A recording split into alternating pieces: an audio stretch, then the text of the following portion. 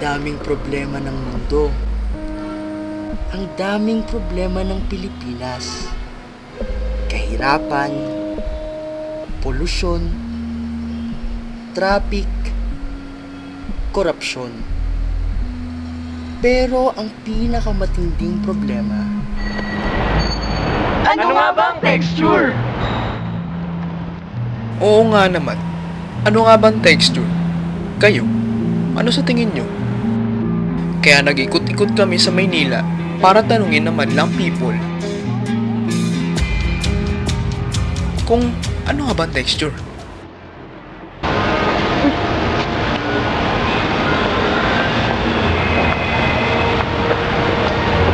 Ate, anong texture? Para saan yan? Yung 2 po. Okay. O sige, di ba siya yung may kinalaman sa feeling kapag hinawakan mo? So, pwedeng smooth, rough, soft. Okay. Okay, thank you, ate. Plasma, yes pa, madulas. madulas, makinis. Okay po. Salamat ate. Thank you po, ate. Texture for me is how something feels, whether it be rough or smooth. Everything that exists has texture. At syempre, para madagdagan ang ating kaalaman at pati na rin mahanap ang totoong kasagutan, nag-research kami tungkol sa texture. At ito ang aming mga nalaman. Texture refers to perception of touch. Texture distinguishes a large variety of surface qualities. Textures can be found in two-dimensional expressions. Boom! And textures can be found in three-dimensional expressions.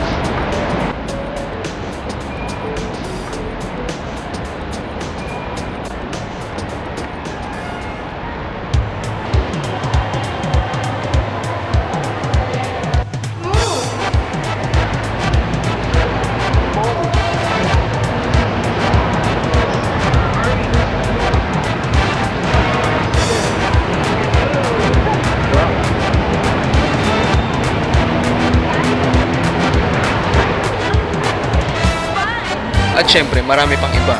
Katulad ng silky, satiny, velvety, feathery, slimy, gritty, rugged, jagged, coarse, irregular, at kung ano-ano pa.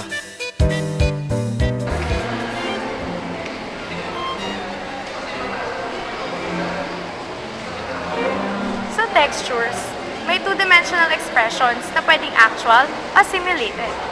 Sa actual textures, tactile sensations are conveyed by the original materials. Sa simulated textures, they render on a two-dimensional surface the textural quality of the object represented. Tulad na lang ng mga murals na ito na matatagpuan sa PGH. Actual textures are found in collages which may glue on the surface real objects. Pwede siyang newspaper clippings, tickets, cloth, cord, bottle caps, at coins. Newspaper clippings and corporate logos used in collage may even convey the meaning of the work and bring in allusions and references when taken from a particular context. Actual texture can also come from the artist's handling of paint and brush. Katulad ng mga Impressionist paintings, they have a lively surface interest owing to the free and spontaneous application of pigment by the paint-loaded brush.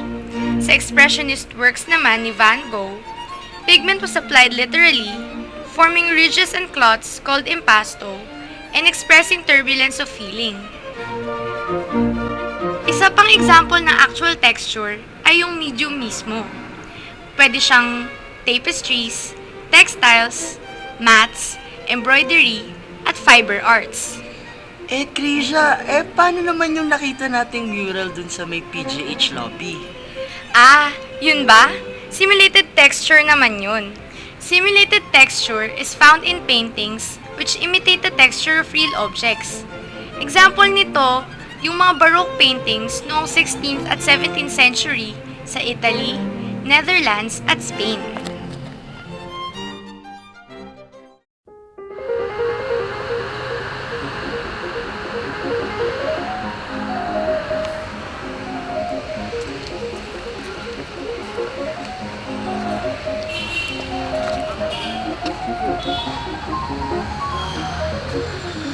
Ganda ng sculpture, oh! Did you know that in sculpture, actual texture can be found in the natural quality of the medium? Katulad na lang nitong si Lady Med. Makinis! There are also different types of medium that the sculptor can use. Marble is smooth and cool to the touch. Adobe is rugged and gritty. Wood has a warm, organic feel. Metal is hard, cold, spiky, and unyielding to the touch. The sculptor may also choose to enhance or to modify the original qualities of the material. Parang si Lady Mid. Oo nga no. Ganun pala yun. Ginamit ng manlililok ang natural na kinis ng bato upang maipakita na sexy nga si Lady Mid. Alam nyo ba, kahit noon ay makikita na rin ang actual texture sa paglililok. Oh, hindi nga. Interesting! Praxiteles, for instance, enhanced the marble medium in the marble sculpture Hermes and the infant Dionysius, which he polished into a high sheen, giving the marble a sensuous glow to stimulate the texture of the skin. The fine texture has the effect of enhancing the dreamy, languid expression of the half-smiling Hermes and heightening the sensuousness of the pronounced S-curve of his standing figure. Actual texture can also be seen in Baroque sculpture as in Bernini's Ecstasy of Saint Teresa, which combines precious materials, white marble for the angel and saint, gold rays for the background, and colored marble for the enclosing niche. Michelangelo also provides an interesting example of a sculptor's changing personal approach to texture. His earlier works were polished to a high sheen, as can be seen in his Pieta, which has a noble luminosity of form. The smoothness of the marble and all the more brings out the delicate lines of the veins in the limbs and hands of the Christ figure, so that the medium becomes sensitized, as it were, and rendered mortally vulnerable. So that is texture in sculpture. Pero alam nyo, may gumugol sa isip ko. Alam niyo yung tradition? Yung opposing traditions ng texture, alam ko yan. Panoorin mo, Bench, tong video na to.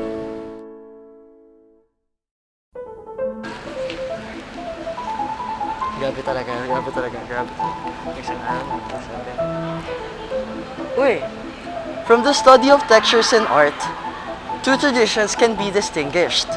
One is high art, and is said to be the art of aristocrats. The next is low art, which is said to be the art of the general public. Ang high art, kadalasan, may smooth at lustrous textures. Pao, teka lang. Paano naman yung mga materials na ginagamit sa high art? Mga materials na ginagamit dito karaniwan ay yung mga costly materials tulad ng marble, gold, gold leaf, at precious silks. The European Beaux Art Academies strengthened this tradition by formulating a hierarchy of materials in art. Thus, for sculpture, marble was the most favored material, and for painting, it was oil on canvas. Sa sculptures naman, sculptors working in wood polish their surface to a high sheen and applies several coats of varnish to create an old master and museum effect. Galing, no? Wow! Interesting! Me gusta! An opposing tradition is found in Zen aesthetics, which is one current of Asian art. Sa Zen aesthetics, uso yung irregularities ng forms, bale, imperfection ang goal ng tradition na ito. Ang amazing ng opposing traditions ng textures, no? Yes!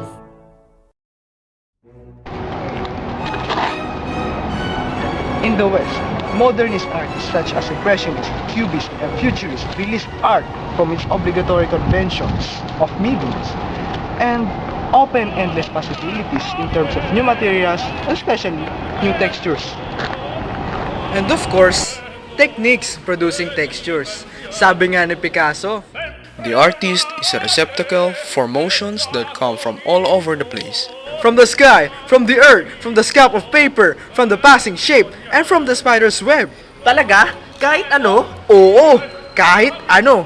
So, ang sinasabi niya lang, huwag tayong magdi-discriminate ng mga bagay kung anong gagamitin natin sa ating arts. Katulad ng mga surrealists, nakadevelop sila ng techniques including decalcomania. Decalcomania, in which pigment is applied on two sheets of paper which are then pressed together and separated for a kind of Rorschach image to be enhanced by the artist. Ah, yan ba yung ginagamit sa psychology? Tama! At syempre, frottage. Frottage, in which a piece of paper is placed over a textured surface, rubbed with a pencil or charcoal strokes. Kumbaga, yun yung mga ginagawa ng mga bata. At syempre, fumage. Fumage, in which the paper is darkened or smoked with soot from a flame. Katulad ng artist na si Jean Dubuffet, carried this exploration further into what he called art brut or raw art, using graffiti and creating compositions with sand, glass, or rope while scarring or scratching the surface in a complete rejection of academic norms. Paano naman dito sa Pilipinas? Sa Pilipinas, ang dami! Philippine painters and sculptors have made significant advances in exploring and using indigenous and non-academic materials in art. So, kumbaga, may freedom na tayo kung anong gagamiting materials sa ating art. Dahil sa contemporary approaches to texture, ang mga Philippine painters and sculptors ay nagsusulong ng paggamit ng indigenous materials para naman magkaroon ng appreciation sa mga taong hindi inclined sa art. Wow, ang galing! Interesting!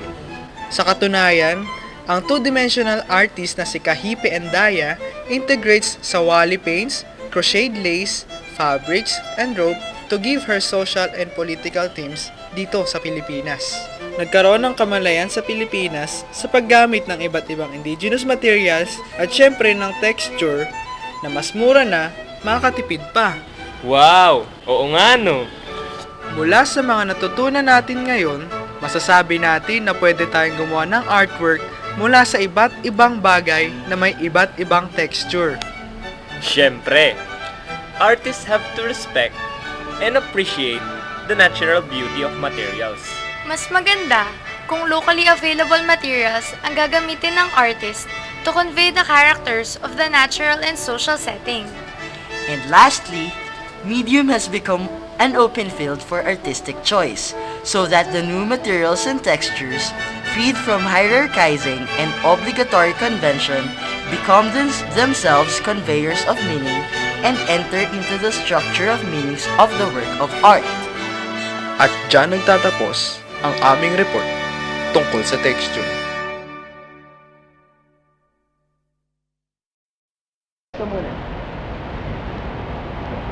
Texture ka ba? Bakit? Because I wanna text your number. Yeah! Texture ka ba? Bakit? Because you're so fine, girl.